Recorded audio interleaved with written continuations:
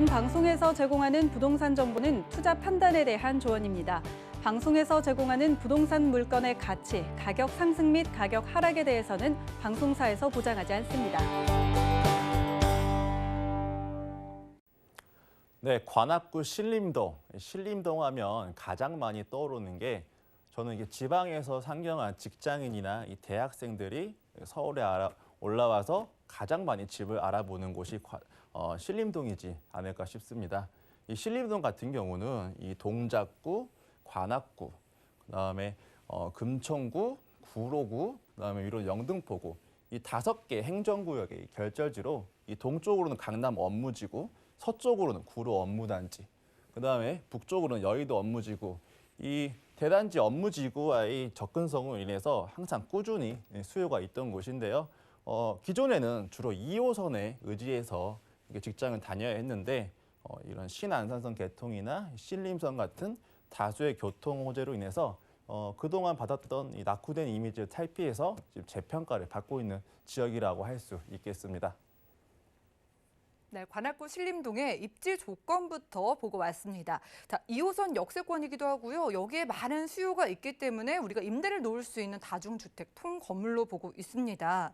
앞으로 또 교통 호재도 있는 것 같고 여기를 보시는 개발 호재들에 대한 그 여러 가지를 좀 짚어보고 싶은데 기대되는 호재에는 어떤 게 있을까요? 네, 가장 큰 교통 호재로는 이 신안산선 개통 사업이 있습니다. 굉장히 첫 삽을 뜨기까지 많은 시간이 걸렸어요. 19년 9월 대략 한 20년 만에 첫 삽을 떴고요. 24년 개통 예정인데 이 수도권, 이 서남부권 지역 일대민들의 수건 사업이었습니다. 기존에 시흥시청에서 여의도까지는 53분에서 22분으로 단축, 그리고 한양대에서 여의도까지는 25분으로 단축이 되게 되면서 여의도 업무지구와의 직주 근접성이 향상되면서 지금 현재 제2의 분당선이라고 불리면서 GTX만큼이나 이 파급력이 굉장히 큰 교통호재라고 할 수 있겠습니다. 서부간선도로 지하화 사업도 있죠. 지금 동부간선도로, 경부고속도로 전부 다 지하화 사업을 하고 있는데 올해 8월 준공 그리고 9월 운영 목표로 지금 공사를 하고 있고요. 대략 10km 정도 되는 구간인데 운전하신 분들은 아시겠지만 이 서부간선도로가 굉장히 교통 정체가 심각한 곳이었습니다. 근데 지하와 지상 왕복 8차로로 확장하는 사업을 하게 되면서 이 서남부 외곽과 이 서울 도심의 이 교통망을 구축하고 교통 여건을 조금 더 개선시킨다는 아주 좋은 호재가 될 수 있겠습니다. 그다음에 신림 봉천터널, 간략하게 신봉터널이라고 하겠습니다. 이 강남 순환도로가 개통이 되긴 해서 이 남부 순환로와 위로는 올림픽대로의 교통량을 어떻게 보면 정체되는 구간을 훼손하고 있었는데 해당 지역을 잇는 도로는 없었습니다. 근데 대략 5.5km 되는 구간으로서 이 신봉터널이 개통이 되게 되면 이 강남 도시순환고속도로와 남부순환로를 직접적으로 잇게 되면서 교통 여건이 더욱더 좋아진다. 그리고 구로와 이 강남으로의 접근성이 보다 용이해진다라고 볼 수 있겠습니다. 그다음에 신림선, 경전철 개통 호재도 있는데요. 이 서울 지역에 지하철로 접근할 수 없는 지역이 대략 38%라고 합니다. 이 도보로는 10분 이상 걸리는 지역을 뜻하는데요. 서울시는 이런 교통 취약 지역을 이 경전철이라는 건설 비용이나 유지 비용이 부담이 적은 이 경전철을 이용해서 교통 인프라를 조성하고 그다음에 소규모 환승센터로 활용할 계획이라고 합니다.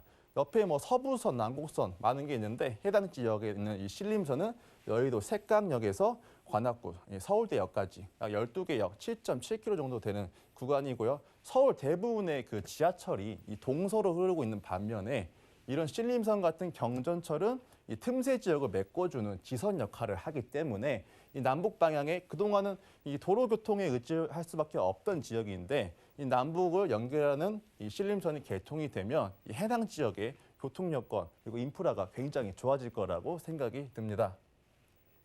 그다음에 고정적인 임차 수요도 굉장히 중요하죠. 쥐벨리, 구로동, 가산동, 가리봉동에 이 영문 이니셜을 딴 이 쥐벨리라는 이 대한민국에서 가장 큰 이 산업 단지가 있습니다. 굉장히 고급 인력도 많이 상주를 하고 있고요. 이 세계 단지 60만 평으로 대한민국 미래의 실리콘밸리라고 할 수 있겠습니다. 현재 12,000여 개 기업체에 약 16만 명의 종사자가 근무를 하고 있는데 향후 25만 명까지 증가를 예상을 하고요. 국내에서 가장 큰 연구단지와 국내 IT 산업의 메카로 인해서 이렇게 유동인구가 많아진다는 건 어떤 의미냐? 유동인구가 많지 않으면 이 개발 사업은 굉장히 지지분이할 수밖에 없습니다.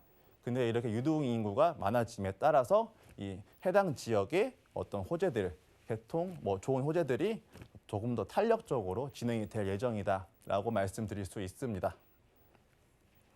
네, 이렇게 쥐벨리를 끼고 있기 때문에 정말 어마어마하게 큰 산업단지의 업무 수요를 저희가 받아볼 수 있고 길이 뚫리고 철도가 뚫리는 호재가 있기 때문에 또 주변에서 또 수요를 끌어올 수 있는 지역으로 보입니다. 자, 여기에서 만나보는 통건물이에요. 이 건물의 건물주가 되보려면 투자 금액은 얼마 정도 필요할까요? 네, 매매 금액은 34억에서 35억을 예상을 하고요. 임대 금액 14억에서 15억 4천만 원. 현재 28개 호실이 있고요. 그다음에 임대 금액 7천에 월 900에서 910만 원을 예상합니다. 이 대출 금액 또한 승계가 가능하기 때문에 이 대출에 대한 이자 비용과 이 보유세를 상기하고도 대략 300만 원 이상이 되는 이 금액을 제2 월급을 가져가실 수 있다라고 설명을 드립니다. 이 실투자 금액이 3억 6천에서 5억 정도 되지밖에 않는 금액으로 이 서울 역세권의 건물을 소유를 할 수 있게 되는 부분인데요. 이 전세 보증금 정도 되는 금액으로 내가 아파트에 거주를 한다, 전세를 산다라고 했을 때는 그 자산은 어떻게 보면 활용할 수가 없게 됩니다. 누군가는 그 자산으로 또 계속 부를 증식시키고 있죠. 근데 이 아파트 보증금과 같은 금액으로 이 서울 역세권의 땅을 소유하고 건물주가 되고 시세 차익도 노리고 그다음 제2의 월급까지 기대할 수 있는 매물이라고 할 수 있겠습니다. 네, 나도 두 번째 월급 좀 만들어 보고 싶다 하시는 분들은 아래 전화번호로 연락 주시기 바라겠습니다. 02-3153-2668번 언제든지 열려 있고요. 자, 지금 수익형으로 나도 좀 수익을 창출해 보고 싶다 하시는 분들을 위해서 오늘 만나보는 통건물의 투자 포인트 짚어볼까요?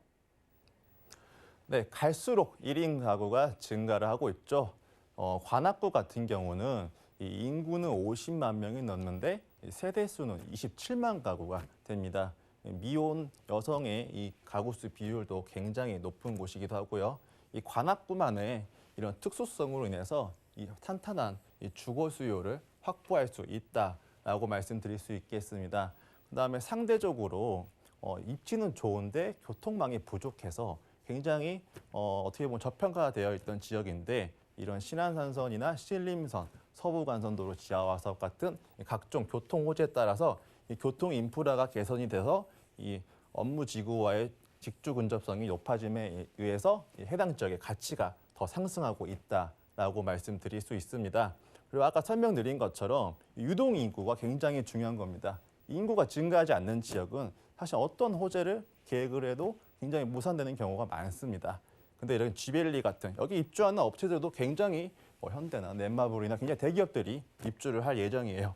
여기 들어서는 이 꾸준한 상주 인구 증가에 따라서 이 진행되고 있는 개발 사업들이 더욱더 탄력을 받을 것이다라고 설명을 드릴 수 있고요.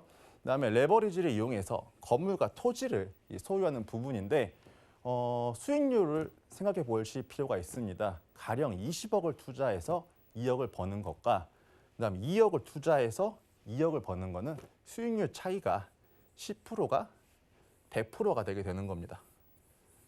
향후 대출 규제의 화살이 이런 통건물 시장으로 또 올 수 있기 때문에 이렇게 레버리지를 활용해서 이 건물주가 되는 거는 다시 없을 마지막에 될 수도 있다라고 말씀드리도록 하겠습니다.